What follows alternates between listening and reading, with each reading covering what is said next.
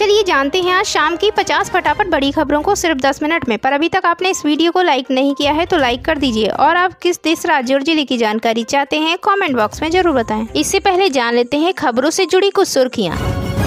अयोध्या समेत 5 जिलों के डीएम बदले, यूपी सरकार ने किए 11 IAS अफसरों के तबादले। पूजा खेड़कर की मां का पंकजा मुंडे से सामने आया कनेक्शन, बीजेपी नेता के संस्थान को दिए थे 12 लाख दान। ट्रंप पर हुए हमले पर खड़गे ने जताया दुख, कहा लोकतंत्र में हिंसा का कोई स्थान नहीं।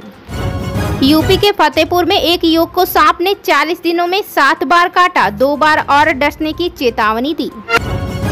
डिजिटल अटेंडेंस को भी तैयार हैं यूपी के टीचर्स, लेकिन समझिए शिक्षकों की पीड़ा और मांग। सीएम हेमंत ने दिल्ली में सोनिया गांधी से की मुलाकात, पत्नी कल्पना सोरेन भी रही मौजूद। भूस्खलन में बही 2 बसों के 6 भारतीय समेत 50 लापता, एक का शव बरामद, बचाव में लगे 500 सुरक्षाकर्मी। LG की ताकत बढ़ाए जाने पर गुलाम नबी आजाद ने किया सवाल। बैक फुट पर आ न जाए बीजेपी कार्यकर्ता, प्रदेश कार्य समिति की बैठक में बोले सीएम योगी आदित्यनाथ। निजी कार पर लाल बत्ती लगाना पड़ा महंगा, IAS पूजा खेड़कर की ऑडी कार हुई जब्त।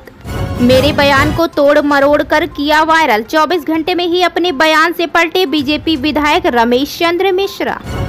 झारखंड के सीएम हेमंत सोरेन ने केजरीवाल की पत्नी सुनीता से की मुलाकात, इस मुद्दे पर हुई चर्चा। बढ़ते ही दोस्तों अपनी पहली और बहुत ही महत्वपूर्ण खबर की ओर। अयोध्या समेत 5 जिलों के डीएम बदले, यूपी सरकार ने किए 11 IAS अफसरों के तबादले।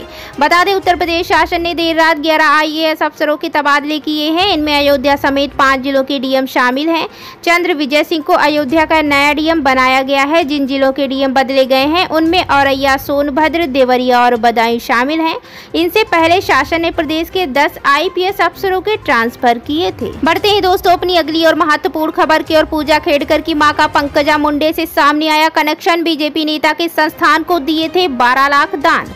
बता दें महाराष्ट्र की ट्रेनी IAS पूजा खेड़कर की मां और उनके पिता दिलीप खेड़कर का संबंध पंकजा मुंडे से निकला है। वे महाराष्ट्र विधानसभा में परली से विधायक रही हैं। मनोरमा खेड़कर ने पिछले साल 3 अक्टूबर को गोपीनाथ मुंडे प्रतिष्ठान को 12,12,012 रुपए दान किया था।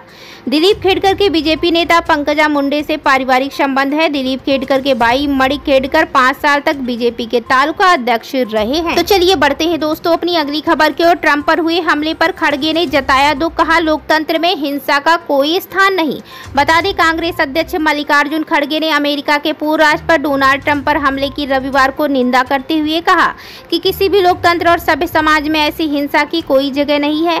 ट्रंप शनिवार को पेनसिल्वेनिया में एक चुनावी रैली के दौरान दाहिने कान के ऊपरी हिस्से में गोली लगने से घायल हो गए। हालांकि सीक्रेट सर्विस के एक सदस्य ने हमलावर को भी मार गिराया।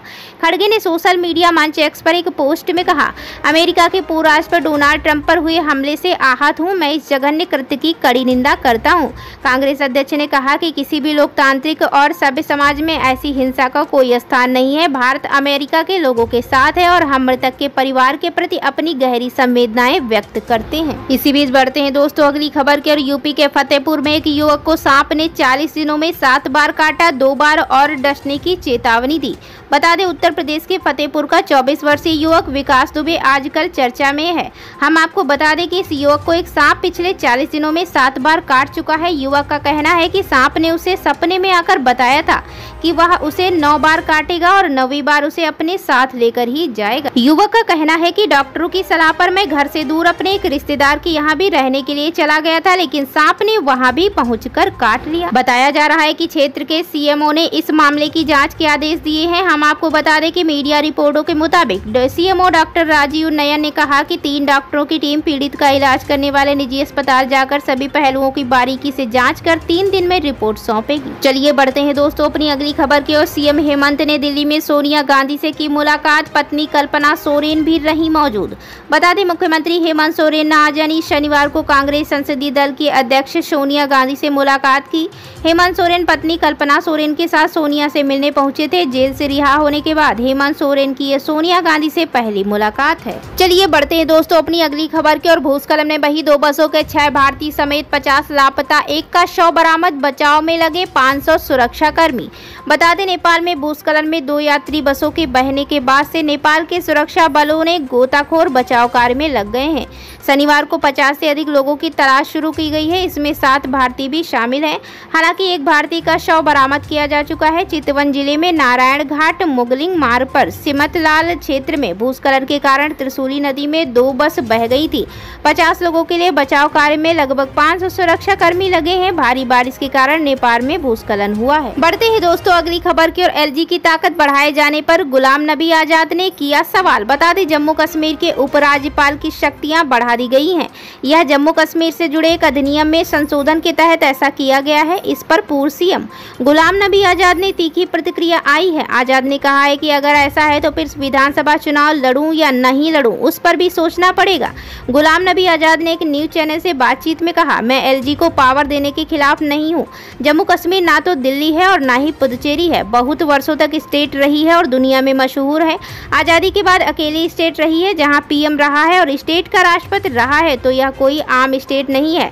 संवैधानिक रूप से यहाँ पीएम और राष्ट्रपति रहे हैं। इन शक्तियों को 1965 की सरकार ने हटा दिया था, जो कि गलत कदम था। पीएम और राष्ट्रपति का दर्जा सीएम और गवर्नर का कर दिया गया था। तो बढ़ते हैं दोस्तों अपनी अगली खबर की और बैकफुट पर आना जाए बीजेपी कार्यकर्ता प्रदेश कार्य समिति की बैठक में बोले सीएम योगी आदित्यनाथ। बता दें यूपी बीजेपी कार्य समिति की बैठक में मुख्यमंत्री योगी आदित्यनाथ का बड़ा बयान सामने आया है। बैठक में कार्यकर्ताओं को संबोधित करते हुए सीएम योगी ने कहा कि बीजेपी के कार्यकर्ताओं को किसी भी स्थिति में बैकफुट पर आने की जरूरत नहीं है।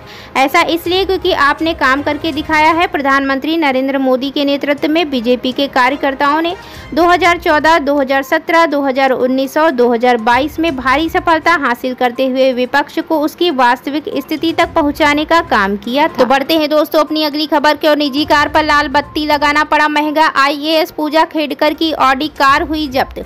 बता दें पुणे पुलिस ने विवादों में रही भारतीय प्रशासनिक सेवा की परिवीक्षाधीन अधिकारी पूजा खेड़कर द्वारा कथित तौर पर लाल बत्ती लगाकर अवैध रूप से इस्तेमाल की गई लग्जरी कार रविवार को जब्त कर ली है। पुलिस अधिकारियों ने यह जानकारी दी है। पुणे क्षेत्रीय परिवहन कार्यालय ने शहर की एक निजी कंपनी को बृहस्पतिवार को नोटिस जारी किया था। खेड़कर की यहां नियुक्ति के दौरान उनके द्वारा इस्तेमाल की गई ऑडी कार इसी कंपनी के नाम से पंजीकृत है। इसी बीच बढ़ते हैं दोस्तों अपनी अगली खबर की और मेरे बयान को तोड़ मरोड़ कर दिया वायरल। 24 घंटे में ही अपने बयान से पलटे बीजेपी विधायक रमेश चंद्र मिश्रा। बता दें उत्तर प्रदेश के जौनपुर के बदलापुर विधानसभा क्षेत्र से भाजपा विधायक रमेश चंद्र मिश्रा का एक बड़ा बयान वायरल हुआ था, जिसके बाद राजनीति में हलचल मच गई है। अब 24 घंटे में ही भाजपा विधायक अपने इस बयान से पलट गए हैं। उनका कहना है कि उनके बयान को तोड़ मरोड़ कर पेश किया गया है, लेकिन राजनीतिक गलियारों में इन बयानों के बाद चर्चा तेज हो गई। बता दें कि बदलापुर विधानसभा क्षेत्र से भाजपा विधायक रमेश चंद्र मिश्रा 24 घंटे में ही अपने बयान से पलट गए हैं। उनका एक वीडियो सोशल मीडिया पर वायरल हुआ था, जिसमें उन्होंने यूपी में भाजपा की स्थिति के बारे में जिक्र किया था। साथ ही उन्होंने 2027 में होने वाले चुनाव को लेकर भी बात की थी। उन्होंने कहा था कि भाजपा की हालत बहुत खराब है। इस बयान के 24 घंटे के बाद ही वह अपने बयान से पलट गए। उन्होंने कहा है कि मेरे बयान को तोड़ मरोड़ कर वायरल किया गया है। उन्होंने अपने बयान पर सफाई पेश की है। इसी बीच बढ़ते हैं दोस्तों अपनी अगली खबर की और झारखंड के सीएम हेमंत सोरेन ने केजरीवाल की पत्नी सुनीता से की मुलाकात। इस मुद्दे पर हुई चर्चा। बता दें झारखंड के मुख्यमंत्री हेमंत सोरेन और उनकी पत्नी कल्पना सोरेन ने शनिवार को दिल्ली के मुख्यमंत्री अरविंद केजरीवाल की पत्नी सुनीता केजरीवाल से मुलाकात की। अरविंद केजरीवाल कथित आबकारी नीति घोटाले से जुड़े भ्रष्टाचार के मामले में जेल में हैं। दिल्ली के मुख्यमंत्री के सरकारी आवास पर हुई इस बैठक के दौरान आम आदमी पार्टी के राज्यसभा सदस्य संजय सिंह भी मौजूद थे। उन्होंने कहा कि बातचीत सौहार्दपूर्ण रही और विपक्षी नेताओं के खिलाफ केंद्रीय जांच एजेंसियों के दुरुपयोग के मुद्दे पर चर्चा हुई। बढ़ते हैं दोस्तों अगली खबर की और डिजिटल अटेंडेंस को भी तैयार हैं यूपी के टीचर्स, लेकिन समझिए शिक्षकों की पीड़ा और मांग। उत्तर प्रदेश में शिक्षकों की डिजिटल अटेंडेंस का मुद्दा चर्चा में है। शिक्षकों के लगातार विरोध के बाद भी सरकार अपने फैसले से पीछे हटने को तैयार नहीं है। अभी योगी सरकार की ओर से आदेश जारी किया गया है कि 3 दिन तक ऑनलाइन हाजिरी दर्ज न कराने वालों का वेतन रोक दिया जाएगा। डिजिटल अटेंडेंस दर्ज न कराना विभागीय आदेश की अवहेलना मानी जाएगी। ऐसी स्थिति में अनुशासनात्मक कार्रवाई होगी। शिक्षकों का कहना है कि प्रशासन का यह रवैया शिक्षकों की अस्मिता पर चोट करने वाला है। वहीं शिक्षक संतोष कुमार का कहना है कि प्रशासन ऑनलाइन अटेंडेंस पर जोर दे रहा है, लेकिन उसे लागू करने में जो संसाधन इस्तेमाल किए जा रहे हैं वे सही नहीं है। उन्होंने बताया कि डिजिटल अटेंडेंस के लिए जो टैब स्कूलों को दिया जा रहा है वह एकदम लो क्वालिटी का है, कभी काम करता है तो कभी नहीं। तो ये थी आज की 50 फटाफट बड़ी खबरें। अगर आपको न्यूज़ पसंद आई हो तो वीडियो को लाइक और शेयर जरूर करें। धन्यवाद।